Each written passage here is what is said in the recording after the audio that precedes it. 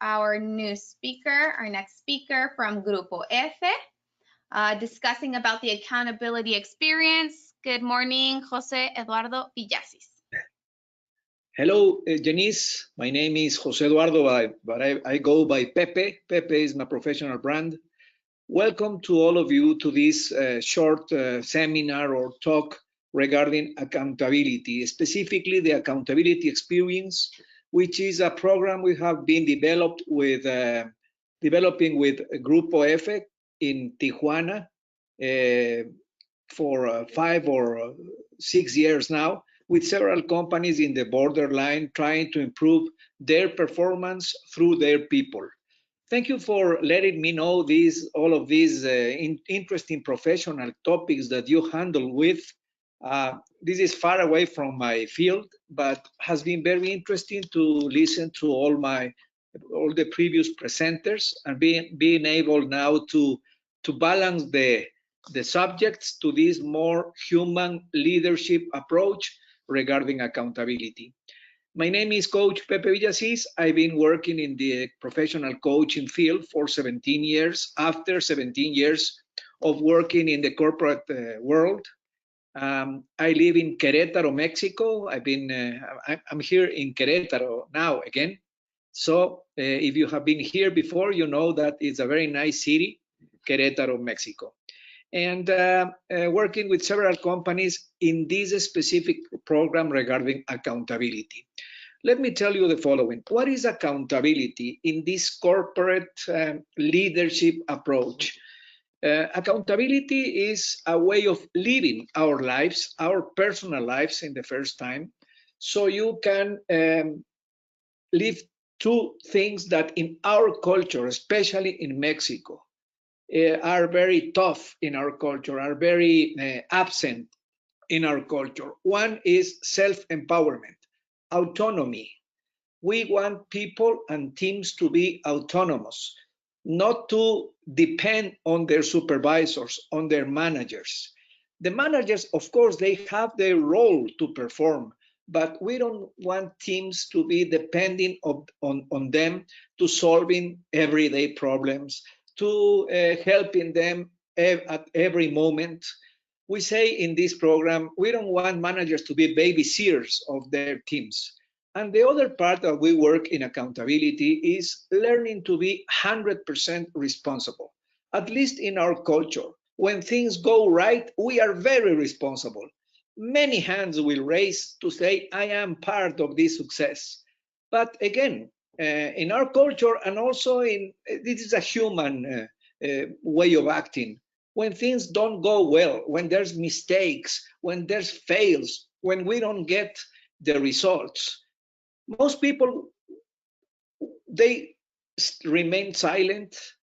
They hide problems sometimes so they don't get the responsibility. And after that, the most common reaction is blaming others, and inventing, creating justifications, excuses with a high level of creativity.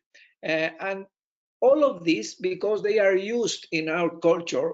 Our culture is used of the washing hands, avoiding responsibility, avoiding even taking decisions, because taking decisions involve responsibility. So when we build this way of working in the organizations based on the congruency of the leadership team, we see a very interesting change. We see better productivity. For example, all of the KPIs that relate with the use of resources of the company. For example, scrap, which is a very costly problem in the companies, even in services, not to say in manufacturing. It improves a lot because people feel different for the company. They see themselves different, and it starts even impacting in the measurable part of the business. So the three foundations of accountability that I wanted to share with you. The first part, of course, is mindset, is the way that people think. So we have to educate them, but not in a harsh way, it with love. You have to understand where people come from, what types of lives they have had, that they have the mindset they have when they arrive to our companies. So we have to educate them, uh, set up a very clear culture in our companies that uh, compensate, that rewards accountability, and not the contrary, as sometimes happen. And we need to establish the attitudes, the behaviors that we expect in the company. That's the first part. But the second part is also very important, which is having solid processes and good management skills in all levels of management, so they are able to give clarity to the people. If people want to be accountable, want to be proactive, self-empowered, but they have bad managers, and I'm saying vice presidents, directors, general managers, and supervisors, even supervisors. If they are not good bosses, let me tell you that way, they provide, what they give to the teams is confusion, obscurity instead of clarity. So when there's no clarity, what it's above the table, on the table, is excuses, justifications, and the people that don't want to be accountable, which is the larger part of our populations in our companies. They win this war. This war of accountability has to be won by the company and the good people, that we educate their mindset and providing them the very clear way of working through solid processes and management skills. And there's also some tools that we teach in the trainings and in the coaching that comes later, uh, that help to build some habits of accountability. We identify some specific accountability high stake points or moments, and we have to learn how to handle that in a training way. So when it comes to the difficult moment of accountability, people get used, most of the people at least, or some of the people get used to react in the right way. These three solid foundations of accountability have to be accompanied, have to be together with two important success factors, which is the congruency of the leaders. If the leaders are not congruent to what they expect from their people, it will fall apart. And the other part is a system of consequences. I mean, I'm not saying that we have to be too harsh with the people, but at some point, you educate, you coach, you motivate, you empower. But if some people don't want to be accountable, they cannot be in the company, because it destroys all the effort that you are doing to change the culture of your company. So in the short time we have, just go through the slides, please, Janice. So the first part, mindset, culture, attitudes, is based on this formula that you have to keep in mind always, because we are people. It's not only about the work, is about what our thoughts, our mindset, our mental models. So we have to work with the be in order to impact in the do and have different results. Next, please. And regarding the idea that I want you to take away with you today is this: above and below the line. You have to commit yourself with your example and teach and educate your people with your example, mainly, to be always be owner of the results. They have to be responsible of their actions and believe in the deep in their hearts that their results depend on them, and give up to this usual way of acting, which is as a victim, always blaming, excuses, denial. This is very powerful for your leadership, for changing the mindset of yourselves and your people. And when you dignify this way of acting in your company, people start following. There will be some that won't, but most people are good inside, and you guide them through this type of values, so they have a better thought be, do, and have in the company. Next, please, Janice. Your congruency is very important. We told that. You will see in the presentation afterwards some remarks on that. Go ahead, please. And also, always, at the end of every day, please ask yourself, what is the example I am giving to my team? You cannot expect your people to perform or behave different of what they see in yourself. So this type of mindset changing, realigning of mindset has to be supported by your right example. Go ahead, please. And then shortly, let us talk what type of skills do you have to teach to your managers so they are able to give clarity. The first one is, of course, interpersonal communication, being a smart communicator, always think before talk, think before communicate, smart communication, and always verify comprehension after the communication. This is the short tip I want for you to take home today. Always think before acting in communication. Communicate smart and always verify comprehension. Next one, please. We also have to learn to work in a team and build teams, and especially the rules of the game of a team.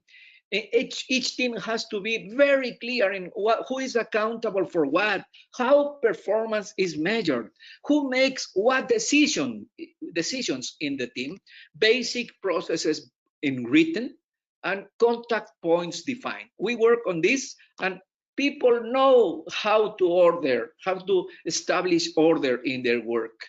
And the last part important is having a strong leadership, versatile leadership, flexible leadership. And what we introduce in the companies through workshops and coaching is this leadership styles management, which amplify their impact as leaders. So with these two foundations, mentality, mindset, and skills, we start to see very interesting things in the companies. This is accountability. Please go ahead, the last part. In the methodology, the only idea I want to transmit is accountability is like a cycle, is like a wheel. First is, if somebody asks you to do something, to make a commitment, the first part is responsibility. When you decide to get the commitment, to say yes, because you can say no. You have to learn to say no. When you say yes, is the first part of accountability. Self-empowerment, proactivity is the second part of the wheel. And the third one is accountability. I will always show my face. I will be always answering for the outcomes of my work. Even if they are good or bad, I will always give my word. I will always give my results. I will always render to the people who I commit to. If I have this clear cycle in my mind, commitment, accountability, self-empowerment, and accountability, I will be more successful. But the requisite, the very important part of accountability is clear agreements. This is why we need clear processes and good bosses, good managers, good directors that are able to give clarity instead of confusion to the people. So it's not that difficult. You have to believe that it will work, start working with it, so people get commitment, proactivity, and responsibility. And incredibly, it works in our culture and also worked in several cultures regarding in the world. As a matter of fact, I got my certification of this in the United States. So remember, the lack of accountability, how much money and cost is costing you actually. And this is the accountability experience in a short part. I represent Grupo Consultor F from Tijuana. I proudly represent Grupo Consultor F from Tijuana. and you can contact them through this organization, through Ligia, through Janice, and we will be able. I'm very happy to know about you. Thank you very much. This is my part, Janice. Thank you so much, Coach Pepe. Really, really good information. And I just wanted to ask you, in your perspective now with COVID and how companies had to forcefully change their way of working, home office, and kind of separating the teams, what are just some of your quick recommendations on how we can continue to practice this concept? Correct. The way we are working now is a reflect of the way we worked before. If before we didn't have trust in our team, we didn't give the right example, we didn't have a clear processes and good management. Now we are paying the price. So I must say the following: we are working already with companies in the distance, on remote way of this part of accountability, because they realize that if this was important before, now it's essential. This type of values, this type of unifying thoughts and beliefs and purpose will keep the people together. And the idea of everyone being responsible, being accountable, and creating a togetherness and creating the necessary clarity to give results is very good. People understand that, and we've been using this to motivate, to enhance now the way people is feeling in the companies. Great. Well, thank you so much for your information, for your insight and your opinions, Coach Pepe. We appreciate your participation in this month's WMTA. Thank you. Thank you very much.